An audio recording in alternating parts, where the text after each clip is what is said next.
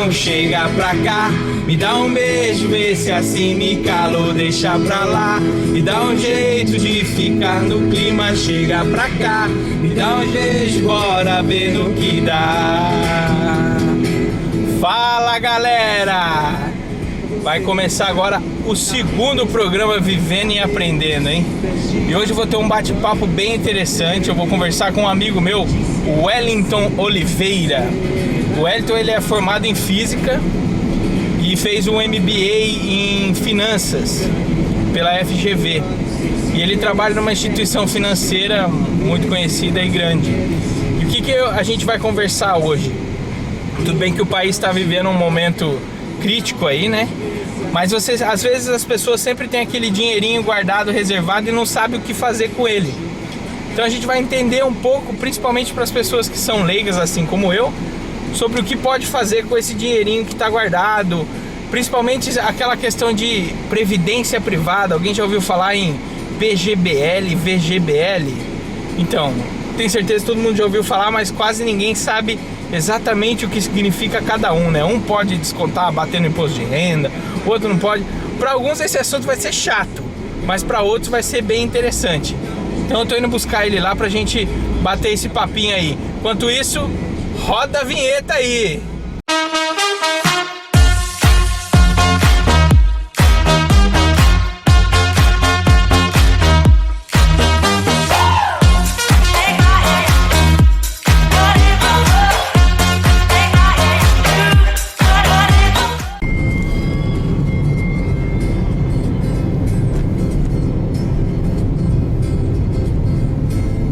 Só célula, tô descendo aí.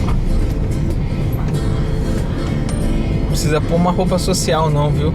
Pode ficar normal.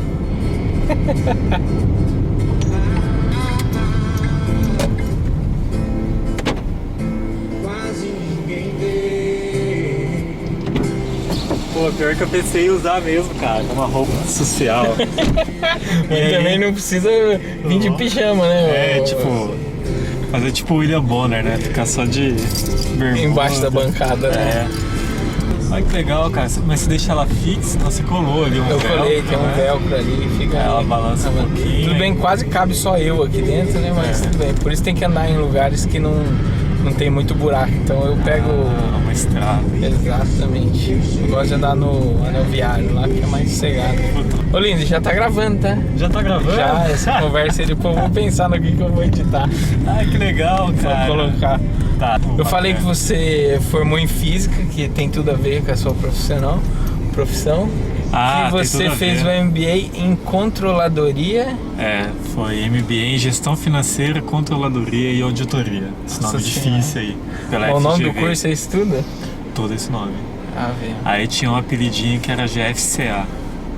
Mas é um curso que valeu muito a pena, cara. Eu costumo dizer que esse foi um dos melhores investimentos. É quase que um carro popular novo, sabe? Entendi. Mas- Que custa, né? Mas agrega muito conhecimento, cara. Muito bom mesmo, assim. Aí você falou do investimento, você já entrou na palavra que eu falei pra você que queria conversar. Sim. Que é justamente sobre isso. Tudo bem, né? Estamos na crise, todo mundo vai falar, ah, mas quem tem dinheiro guardado? Exatamente. Mas o cara sempre tem, né? Sei lá, 2, 3, 5, 10 mil guardado.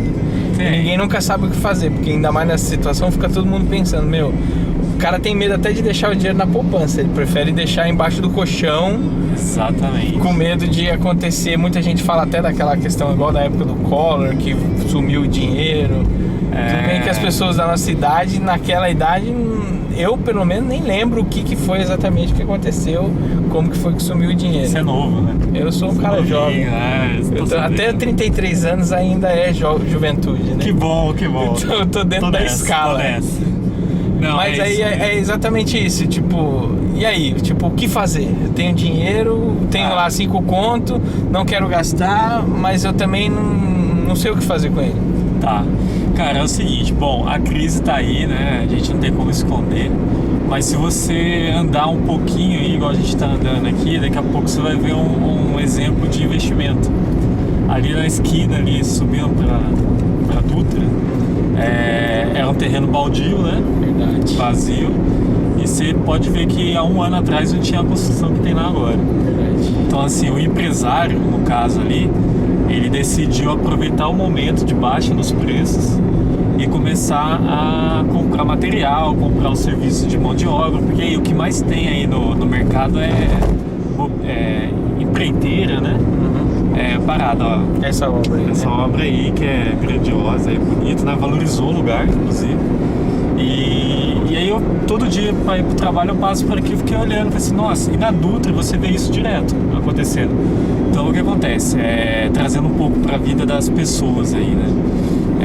Às vezes você tá com aquele dinheirinho lá que você gastou, que você teve o maior trabalho para não gastar e poupar, né? E aí você não sabe como investir. Em primeiro lugar, saia da poupança. A poupança então não é um bom investimento. Na verdade, Não é. seria uma segurança só a poupança, porque o dinheiro fica lá. A poupança, na verdade, é aquele investimento assim do costume do brasileiro, realmente, né? Então, assim, a poupança está ali já enraizado. Exatamente, já está na cultura do povo, né? Mas, assim, o que é o recomendado? É que você faça um investimento numa renda fixa, tá? E essa renda fixa, ela pode ser de várias formas. Você pode usar um fundo, ou você pode aplicar em um título aí. Essa CDB. é uma pergunta que eu ia te falar, tipo, o que é renda fixa? Então, renda fixa é exatamente isso. É aquela renda, na verdade você tem dois tipos de renda, né? Assim, as rendas fixas e as rendas variáveis, tá? A renda fixa... A minha com certeza é a variável, porque ela cai e já some. Muda, então é muito variável. Mas o que acontece? Você tem aquela renda fixa que você pode estar atrelado a um fundo DI, né? Aí a gente vai falando um pouco aí das sopas de letrinhas, mas um fundo, né, que você encontra em bancos e eventualmente aí em corretoras. Ou você também pode pegar um título no CDB. Mas por que ela é fixa? Porque assim, ela garante para você aquela rentabilidade. O que é a rentabilidade? É aquilo que você vai ter de retorno do seu investimento. Certo. Então, vamos contrapor essa ideia. Então, o que seria uma renda variável? Bom, renda variável, por exemplo, é tudo aquilo que tem preço a mercado. Então, eu vou te falar uma coisa. Renda variável é o que vem à mente das pessoas que já leram sobre o assunto, são ações, né? Sim. A ação realmente é uma renda variável, porque ela oscila muito, depende do preço do mercado, né? Entendi. Então, assim, se você acha que, por exemplo, pega uma ação aí da Embraer, né? A gente está na cidade da Embraer. Certo. Se você acha que a Embraer vai vender menos avião para a China, então você vai pagar menos pelo preço daquela ação. Então, tem uma questão de análise por trás. Que aí é um tipo de investimento, vamos dizer, para quem tem mais conhecimento. Exatamente, você tem que ter um pouco. Aliás, assim, todo investimento é ideal que você tenha um mínimo de conhecimento envolvido ali, tá? Entendi. Aí eu vou entrar numa questão, por exemplo, saber que imóveis, por exemplo, é uma renda variável. Porque imóvel é um preço a mercado. Hoje ele pode estar valendo 200 mil, mas amanhã pode valer 150. Exatamente. Então, assim, ele não vai te dar uma rentabilidade fixa, né? Então você vai ter que analisar o cenário. É lógico que uma rentabilidade, uma renda fixa, você também vai ter que fazer uma certa análise, né? do cenário, né? O mínimo possível. E aí, voltando para a questão da poupança, talvez seja até mais cômodo você investir em poupança, porque você não precisa fazer essa análise. Só que isso tem um custo, né? Tem uma diferença de rentabilidade aí envolvida. A renda fixa, por exemplo, se eu for lá no meu banco, no meu gerente, falar, eu quero investir esse dinheiro aí que eu tenho guardado numa renda fixa. Certo. Eu tenho um prazo para tirar esse dinheiro? Porque a poupança aí entra nisso também, né? Talvez seja mais cômodo porque o cara põe na poupança e ele tira a hora que ele quer, né? Eu quero sacar agora, eu saco. E tem coisas que não, que ele tem que esperar 12 meses, 24, para ele poder resgatar esse dinheiro. Isso mesmo, tem a questão da carência, né? Na verdade, em um investimento, basicamente, tem 3 fatores aí envolvidos, tá? Um é a liquidez, que é isso que você está falando. Então, se eu aplico hoje e quando que eu vou poder tirar? Se a minha liquidez é diária, então assim, eu apliquei hoje, a partir de amanhã eu já posso tirar, né? Tem a questão do risco, né? E a questão da rentabilidade, tá? Então são esses 3 fatores que você olha basicamente para um investimento quando você vai aplicar. Então, por exemplo, se você vai ao banco, você pede para o seu gerente algumas sugestões de investimento, o que ele tem que perguntar para você? Qual que é o seu objetivo? Entendi. Entendeu? Então, O que eu tô querendo com isso, né? Exatamente. Tipo, sei lá, eu quero poupar pra comprar um imóvel daqui X anos, ou pra comprar um Exatamente. carro. Todo investimento por trás tem uma ideia de objetivo. Aham. Então, assim, se você vai querer trocar de carro, você pode, por exemplo, comprar um consórcio, uma cota de consórcio, que a certo ponto você pode considerar como um investimento. E você acha que vale a pena por causa da taxa administrativa de um consórcio?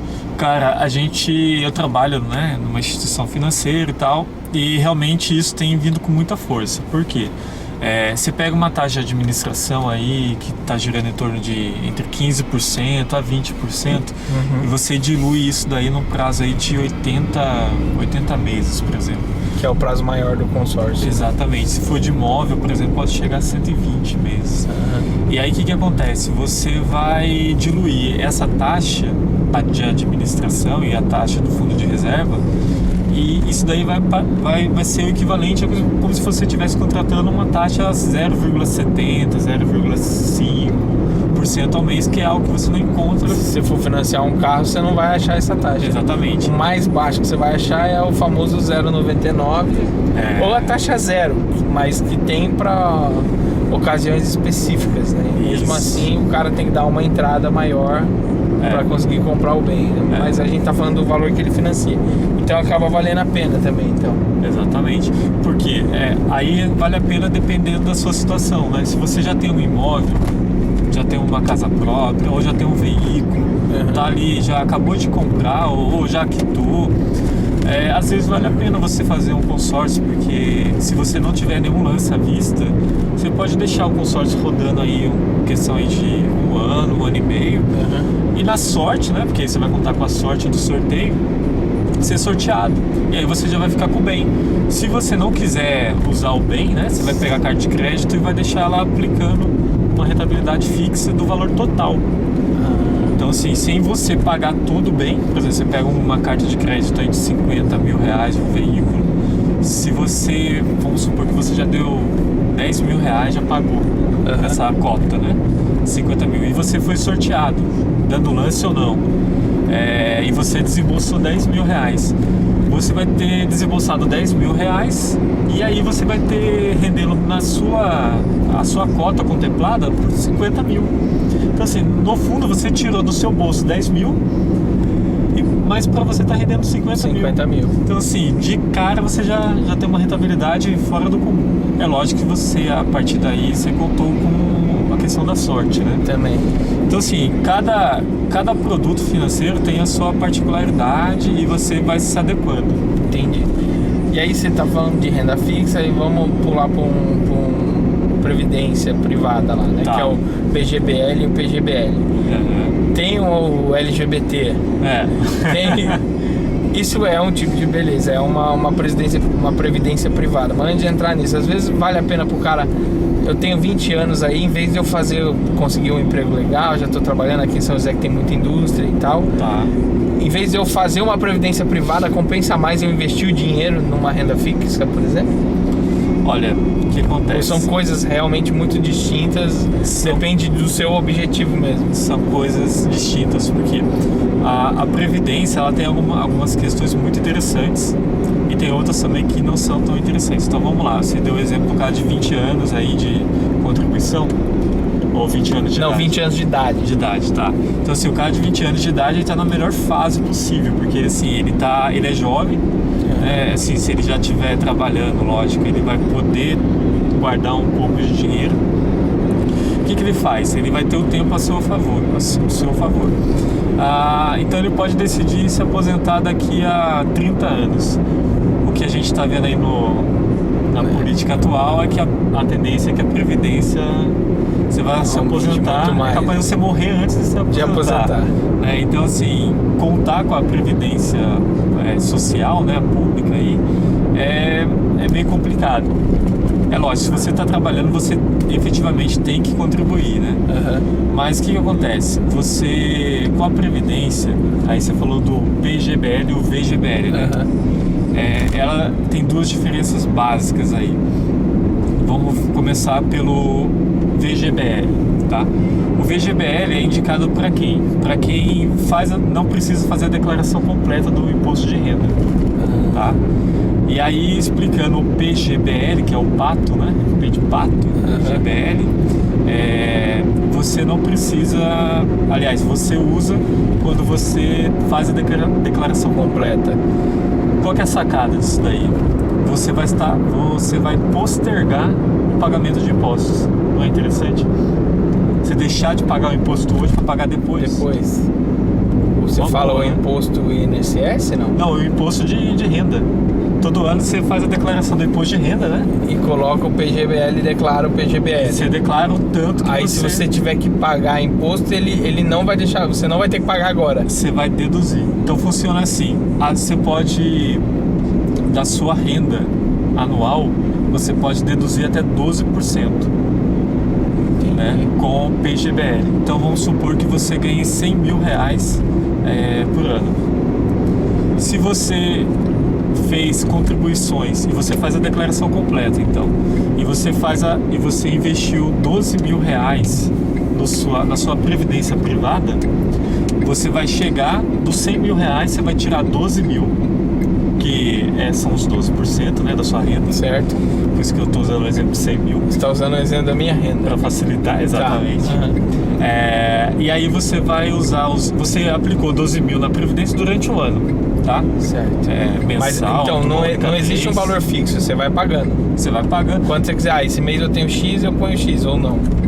Você pode fazer de duas formas, contribuições mensais ou esporádicas. Então assim, você vai fazendo contribuição mensalmente.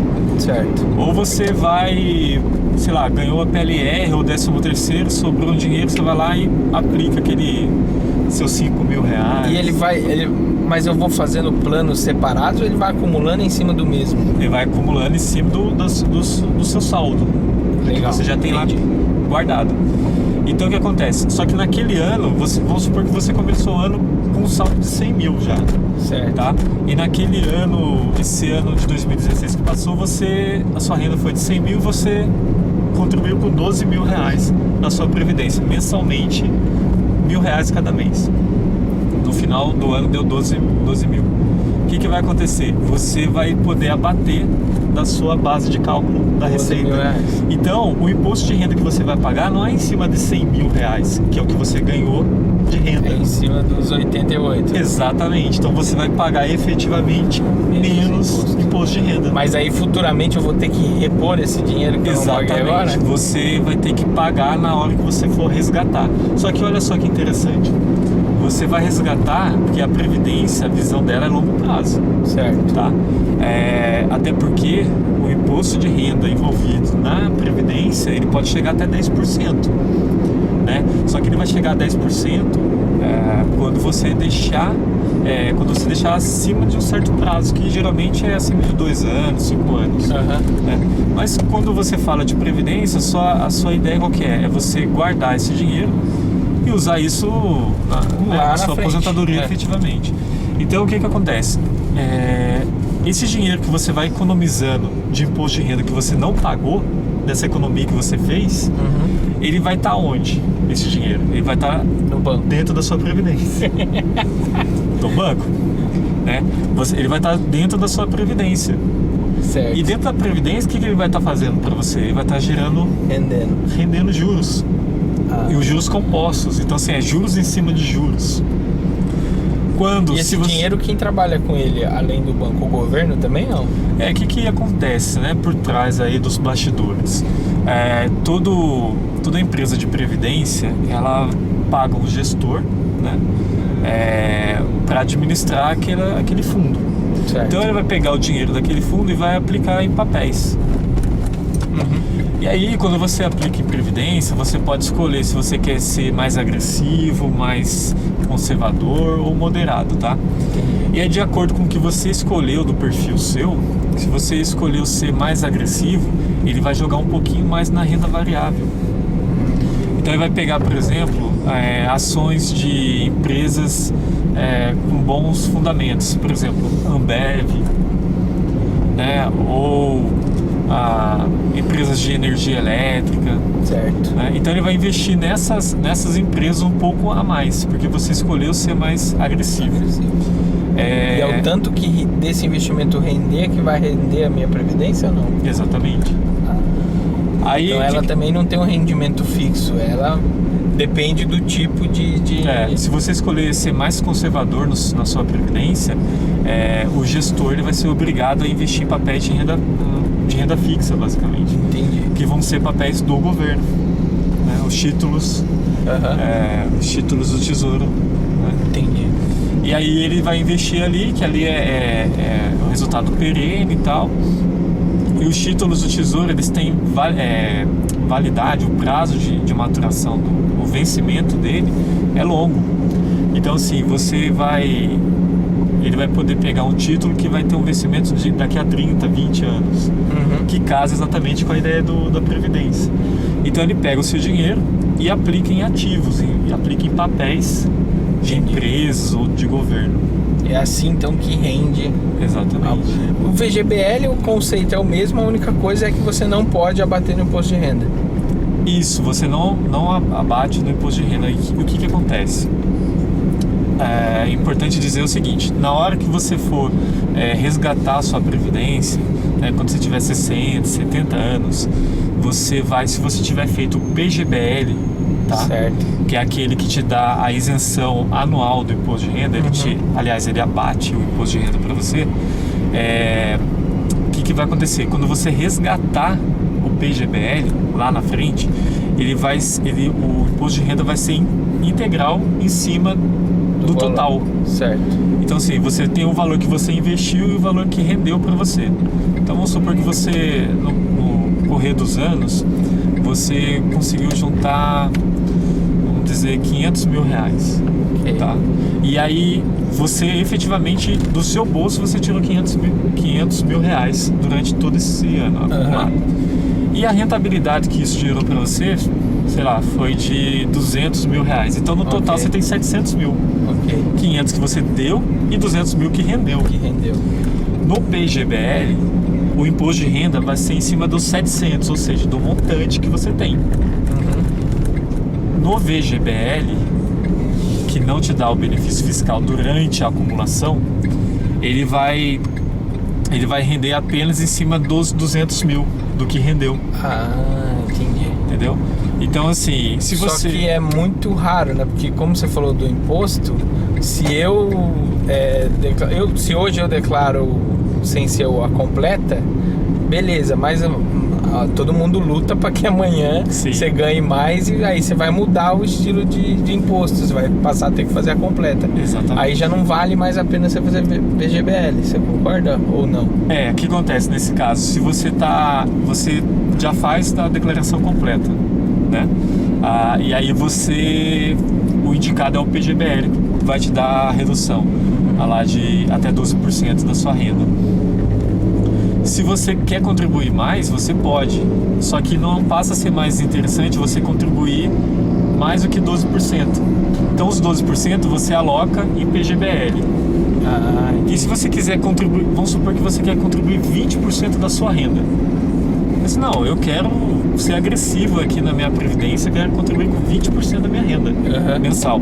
12% eu vou jogar no PGBL e os 8% que falta eu vou jogar no VGBL.